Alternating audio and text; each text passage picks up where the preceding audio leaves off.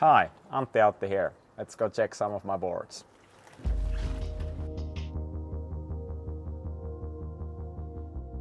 I've gone through a couple of different phases in snowboarding.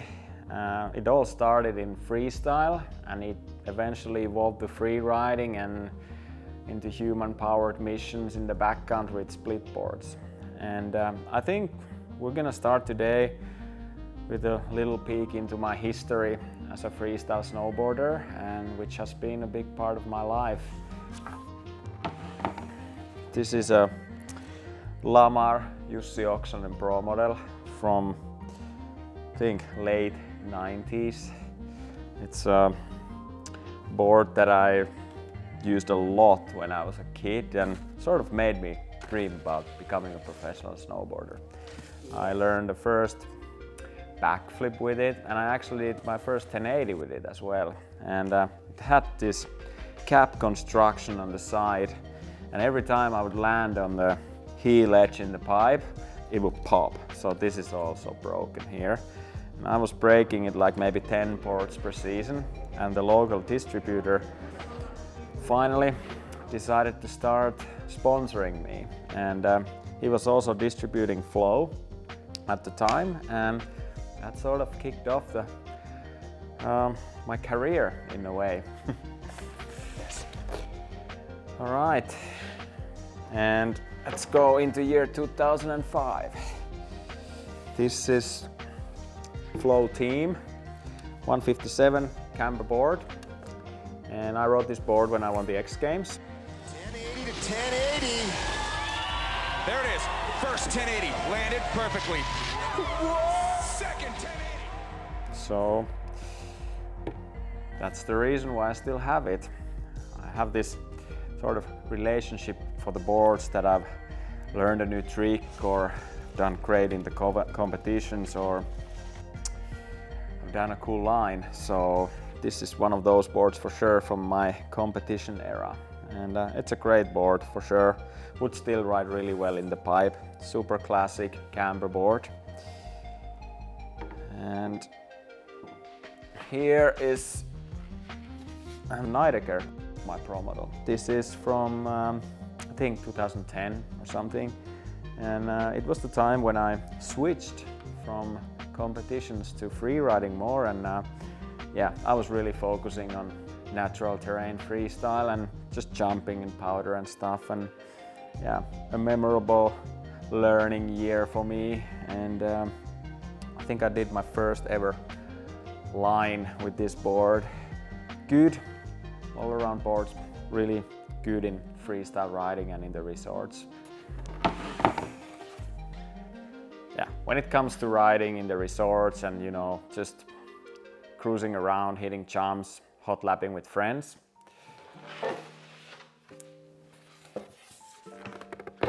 I'm still riding a camber board. This is a Jones Project X 156. It's an amazing board. It has by far my favorite shape out of all Jones boards. It has carbon construction, which makes it really responsive, quite stiff. If you're a rider who wants to ride with edges and hit jumps with full speed and, you know, ride a board that handles different kinds of conditions in the resort and in the side country, then this could be the board that you could also like. I love it, basically. It's my go-to board when I go in the resorts, which I'm actually not doing that much anymore these days, because I'm mainly splitboarding. And talking about splitboarding, this is my main giver.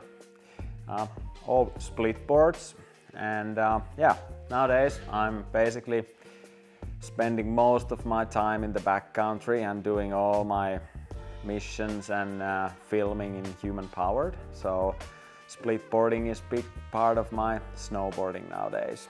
And this is a Jones Storm Chaser split. I use this board a lot in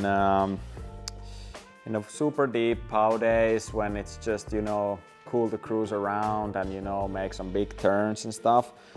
but it also works really well in the spring snow, which is really cool. It's wide board, so like for my style of riding also I like to use a lot of edges. So when I'm riding a wide board, I can like rely on the edge and push the edge and turns much more. So when I first rode it in the spring snow in Sweden a couple of years ago, I was really surprised how well it worked there. It's super surfy feeling. So I'm always keeping this as a board for special days. I rode this board also a lot in Rome film that we made a couple of years ago, and yeah, truly a board for special days out in the mountains.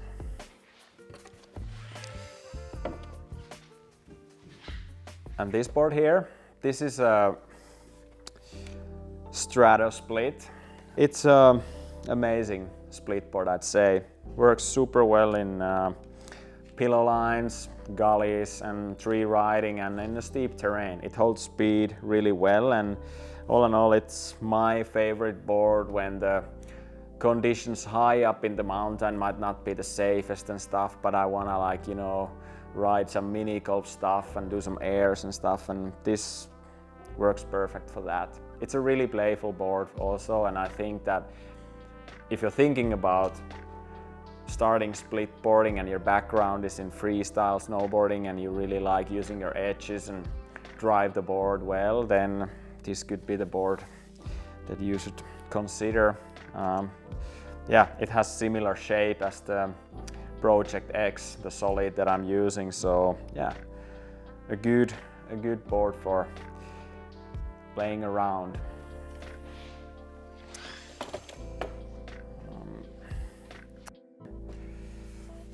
This one here, this is an Ultracraft split.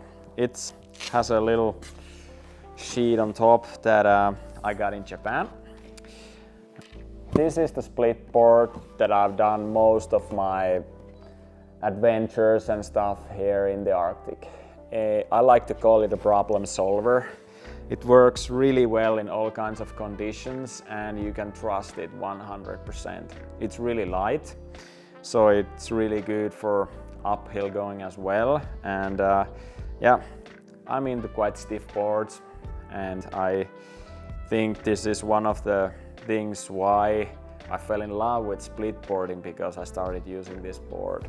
And if it's icy, I can ride with it, and if it's really deep powder, I can ride with it also. And the tail is a little bit short, so it holds speed until a certain point, but I think it's made for turns anyways, so you don't have to go like straight lining down the mountains with this. You have to go out there to have a great experience and deal with the conditions that you get and enjoy the day on snowboarding and splitboarding, and this is exactly the kind of board that I think represents what splitboarding is all about.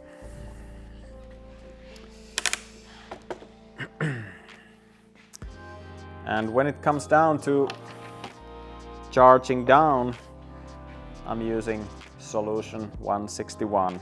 It's a board for charging, and I really like it when I'm riding down some faces and more in the alpine and stuff.